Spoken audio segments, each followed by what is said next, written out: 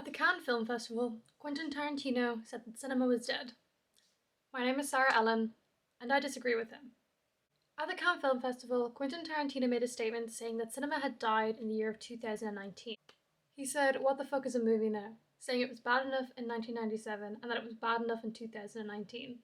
That 2019 was the last year for movies. Not only do I think this is untrue, but I think this is incredibly self-centered, coming from an incredibly self-centered man, as 2019 also happens to be the last year that he himself released a movie. This implication is that he believes that he is cinema, that his work is cinema, and I think that that is an insane statement for any director or any filmmaker to make, especially as it disregards so many others, as well as the fact that, oh, I don't know, what happened right after 2019?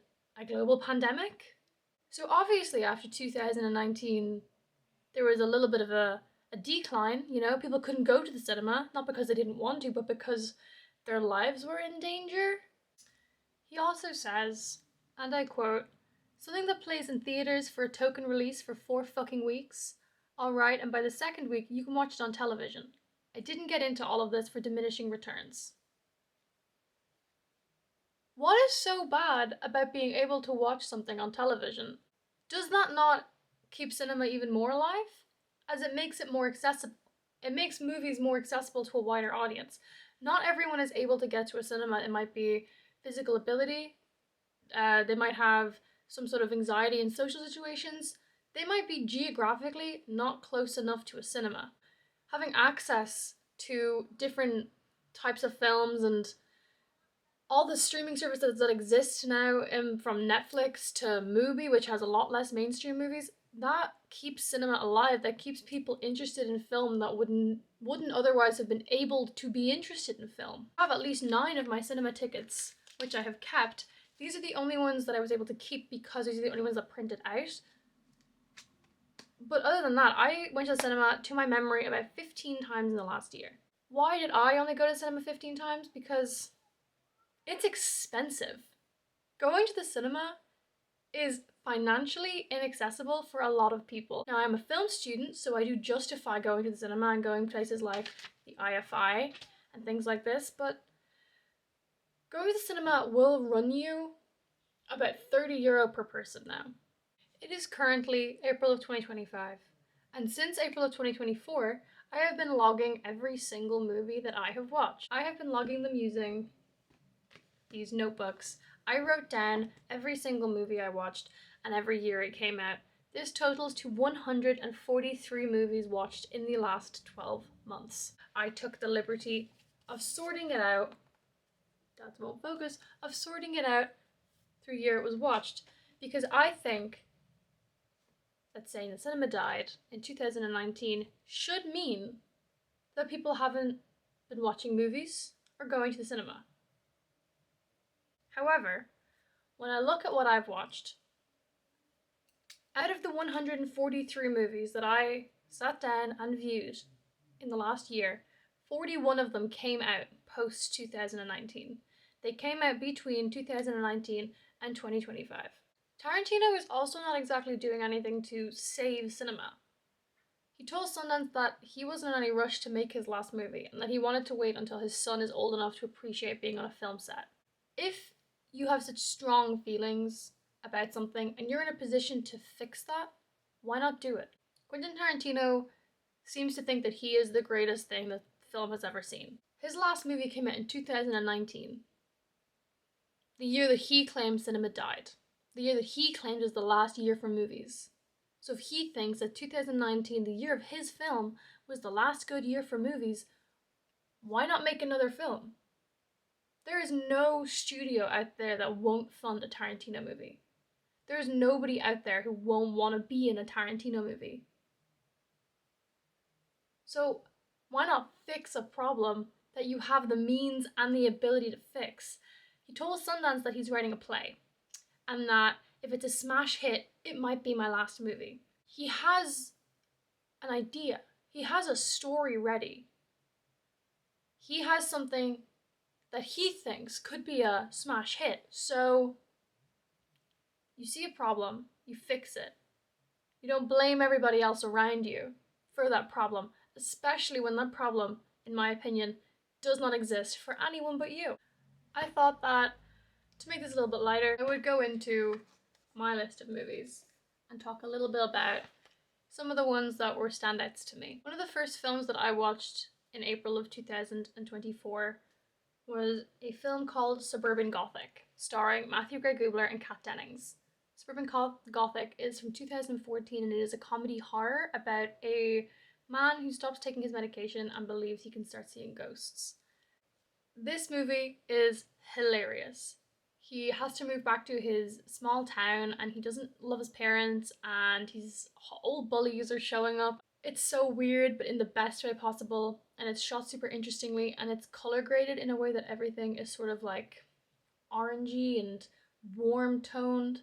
The chemistry between Matthew Gray Gubler and Kat Dennings is incredible. They work so well together, it's insane. Suburban Gothic is so underrated.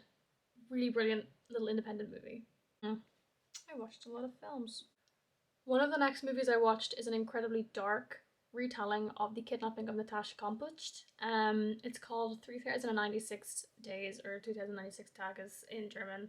It came out in 2013 and it is an incredibly difficult watch. Very true to what happened. Her story is absolutely heartbreaking. If anyone doesn't know, she was held captive for almost a decade and she didn't get to grow up. She had to exist in this super small room. I don't want to spoil it, and I also don't want to give away any information in case anybody is sensitive to that type of thing. I don't typically watch true crime movies, but I do think that this was a valuable one to see because it is horrifying, and I think it's important to know that things like this can happen and that people can survive them because she survived and she got out. On a much more positive note, me and my best friend watched My Best Friend's Wedding. This movie was such a hard watch for me because I ride or die for Julia Roberts. I love her. I love her so much. I love every movie she's in. I love all of her characters. I hated her in My Best Friend's Wedding. Me and my best friend sat on her sofa together, just fuming the entire time. Like, girl, what are you doing trying to ruin Cameron Diaz's wedding? Like, and Cameron Diaz's character is so sweet and soft and gentle. Man, she was just the worst in that movie. Like, let him go. He was the worst also because the scene with the kissing, the thing. What was he doing? Russell from New Girl, what were you doing? I have never hated Julia Roberts in my life, and I never want to go back to that time. I never want to have to hate Julia Roberts again.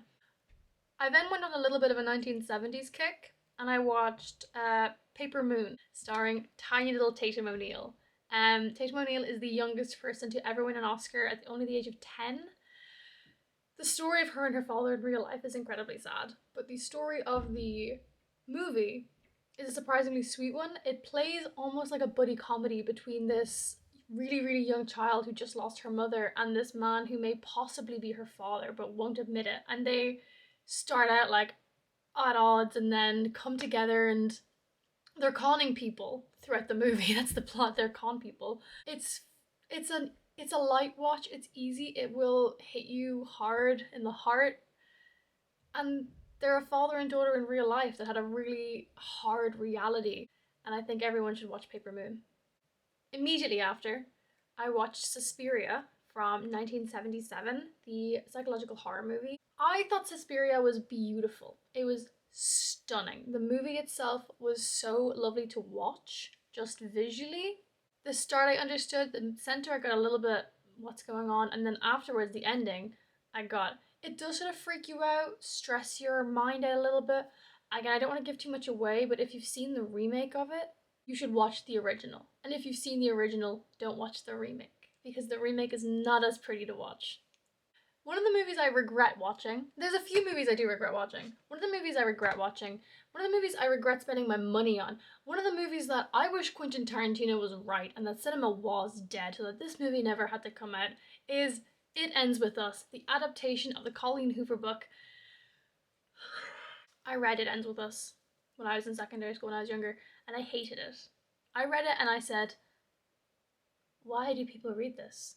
This isn't good. One of my best friends also read it and had the exact same reaction, but we didn't know each other at the time. However, we are now best friends. Here's a picture of us together. Look at us, adorable. So when we found out this movie was coming out, we were like, oh my god, this movie! I read this book. I read this book also. Let's go see it. I hated this book. I hated this book also. Oh my god, let's go see it. So we spent money on tickets. We forked out the money to go and see this movie. If I could get any money back in my life, if I could get any time in my life back, it would be the 2 hours I sat in the cinema for that film. Why does she go to bed wearing fishnets?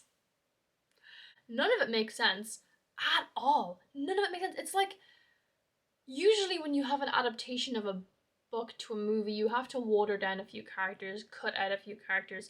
It's like they just decided to water down all of them. But if you've read the book, you know they have barely watered down them at all. The characters are just so 2D. I can't talk about this anymore, but I don't recommend this movie. I think that this movie should be one of those that's forgotten. This movie should die. 2 days after I saw It Ends With Us, I found out some information, and it caused me to crash out so hard.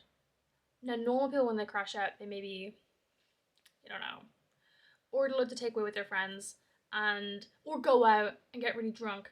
I don't do that. I sat in my room and I watched all 5 Twilight movies on DVD, one after the other. I did not leave this room. I ordered breakfast, lunch, and dinner takeaway. Would I do it again? Absolutely, 100% yes. Those are my favorite movies in the entire world. I'm a film student. I have seen 143 movies in a year. Those 5 may be. No, they're my second favorite because what are my favorite movies? The Hunger Games, which I also watched. I watched the entire Hunger Games series last year. I watched that with my little sister over 3 weeks. She had never seen it before. She had just turned 13, so we watched it. The Hunger Games are the best book to film adaptations I have ever seen. And then I also watched the Ballad of Songbirds and Snakes, which is such an incredible adaptation. I don't think people were ready for it when it came out. Post 2019, I might say. So I did a double feature. I watched Fatal Attraction from 1987, the thriller. It stars Glenn Close and Michael Douglas, as we all know. I had heard for years that people said that Glenn Close was robbed of her Oscar for that movie. I have never agreed with anything more, because how did Glenn Close not win an Oscar for that movie? I will not be ignored, Dan. Give that woman an Oscar. The very next day, I went to see The Substance in cinemas. The Substance was incredible. It was probably the second best movie I saw in cinemas last year. I think that Demi Moore did such an incredible job at portraying her character, and I think that Margaret Qualley needs to be used more in film, because the talent that those two women had and have and are so underappreciated for it, like, it's incredible. The fact that Margaret Qualley was in all practical effects at the end is amazing. The story itself is so meaningful and so apt for the time that we're in. It's crazy how the scariest scene of that movie was him eating prawns. That's what made that a horror movie. It would have not been a horror movie aside from that one scene. One of the most underrated movies that I watched last year, which I had actually not really heard anybody talk about, and I found out was a movie because I found a book that the movie's based on, is The Illustrated Man, that came out in 1969. It uses a lot of future retro aesthetics. It basically tells the story of a man who has these skin illustrations all over his body. He gets very defensive when the other guy calls them tattoos, so he has skin illustrations all over his body. And they tell 3 different stories. And they're not linear, they don't match up, they are just stories that are moving across his body.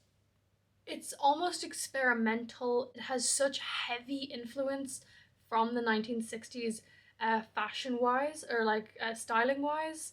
The makeup and the hair is all very mid to early 60s. It didn't get great reviews, but I do think that everyone should watch it just to get a different view of filmmaking because it is a very differently made film. It's not linear, it's not exactly narrative driven. Very, very interesting. A good story. A movie that I think every single other historical biopic should be made in the same style.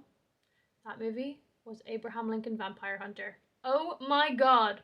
What do you mean he's actively president and he's just standing on a train killing vampires? The last scene where the vampire, spoilers ahead, where the vampire turns to him and goes, Abe, let me turn you. You've done so much for us. Like, let me, let me turn you. Let me keep you immortal. And he goes, not everything can last forever.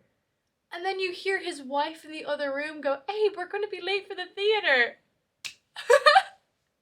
The silliest, the best movie ever. Because this movie was insane. Later on, I watched 2019's The Villains, starring Micah Monroe and one of the Skarsgård brothers, the one who plays Pennywise. The Villains was not at all what I was expecting it to be. This movie ended with me in tears. I was like sobbing, like literally shaking. Monroe and the Skarsgård guy, they're a couple. They rob a convenience store. They're driving, and then they see a big house, and they decide they're like on a load of drugs. They're like, we're gonna rob these people too. They go there, and they're trying to rob them, and it turns out the two people who live in the house are like sociopathic. This movie had me like laughing, and then very stressed and kind of scared, and then like at the end of it, I'm like shaking and sobbing and like I'm like hollowed out. This movie put me through the ringer, every emotion. I have it written down genre wise as a slasher comedy. It slashed my heart open. In the same vein of Bonnie and Clyde esque killers, I watched Natural Born Killers, starring Juliette Lewis and Woody Harrelson from 1994. I had never seen Natural Born Killers before, but I do not know why I waited so long to watch this movie. It is incredible. It's so differently made, and the way the story is told, that you don't really know how long they've known each other. You don't really know the timeline until they tell you how little they've known each other, and everything sort of is being put into a different perspective. That one scene where it switches from a film to a sitcom layout, and then once he's sober and they're off drugs and he's doing the interview with Robert Downey Jr.'s character, it loses all that crazy color grading, and they're just talking, and it's really scary and unnerving because Woody Harrelson's character is so, you can hear the evilness in everything he's saying. I would just love to have been on that set or in that editing room because it's incredible. Sometimes you just want to watch a light movie. So I watched The Crazies, starring Timothy Oliphant, I think, from 2010, about a town that is quarantined because all the people start to become homicidal maniac zombie things. Due to like I can't even remember what the reason is. It's like plane goes down and it's filled with like pesticides or something that cause people to, or like chemicals. This guy and his wife, the sheriff and his wife, because he's always a law enforcement person or a firefighter or something of that realm, in this town fighting off the crazies. It was just such an easy, chill zombie movie. And I know that's an oxymoron to say a chill zombie movie, but it's not scary.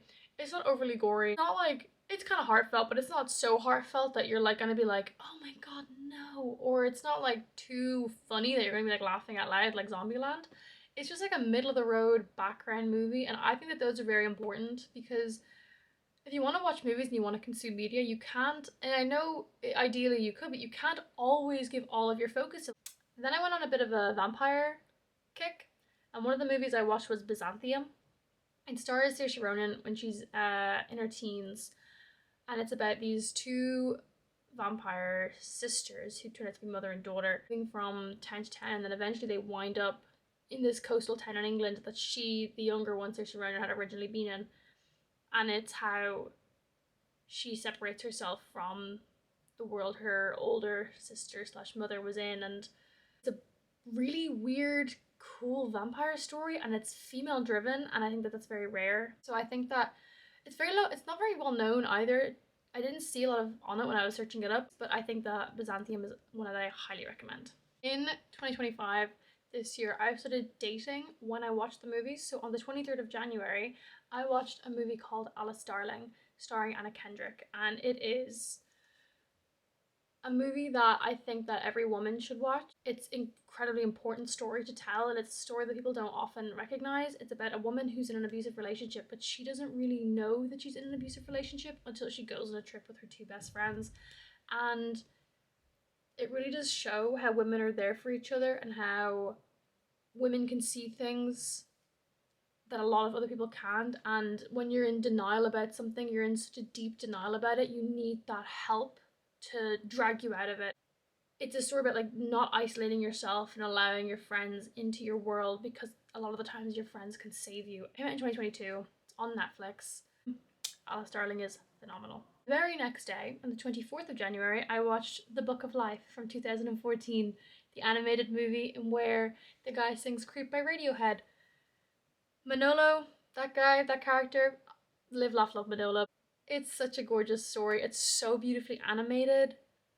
I haven't seen another movie with that style of animation since. I think that it got very, very overshadowed because of Coco. I think those came out too similar a time, telling kind of similar stories about having to go into the afterlife with your family to then come back out. The Book of Life is a jukebox musical.